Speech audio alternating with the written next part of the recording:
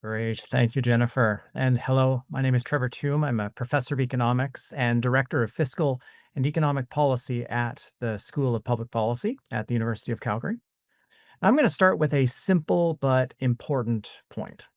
Productivity isn't about working longer hours or working harder for less pay. It's about getting more done or producing more value for the time that we do put in or getting the same done, but with less time spent. Think about a translation app on your phone. A few years ago, translating a paragraph into another language, dictionaries, or paying for professional help. And now you can do it instantly for free in your pocket. Or take a writing project where once it took hours to format references or check grammar, software now does it in seconds.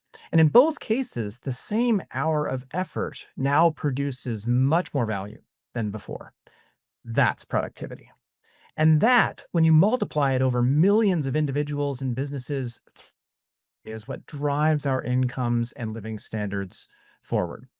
In fact, the data is quite clear that when productivity rises, wages rise right alongside. Over decades, average labor compensation, adjusted for inflation, has tracked labor productivity growth almost perfectly.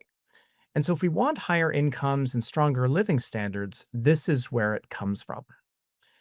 So, how do we increase productivity?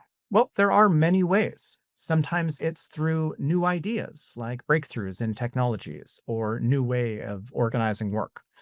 Sometimes it's about sharing what works best and making sure that innovations spread beyond the leading firms. Education is central here. Universities and colleges themselves and researchers within them generate new knowledge, train graduates who then carry that insight into workplaces and beyond, or many starting perhaps their own businesses on their own. Universities also build partnerships that help discoveries find practical use.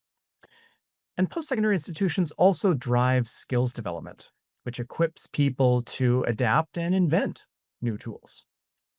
But more broadly, and beyond this particular sector, infrastructure also matters. It shrinks distances and connects people. Specialization and trade matters as well. It lets us each do what we do best and at the same time benefit from others' strengths.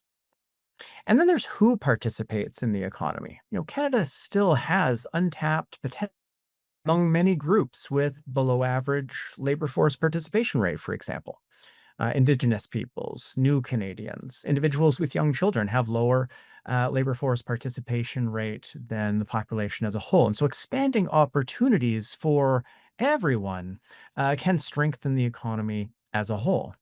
This, for example, was an important consideration for the federal government when it ramped up its support for more affordable childcare a couple of years ago. So where do we stand today? Well, unfortunately, not where we'd like.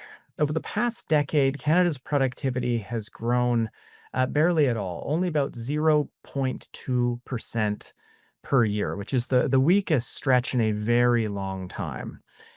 For the 2 decades prior to the most recent decade, for example, we'd average about 1.5% growth per year.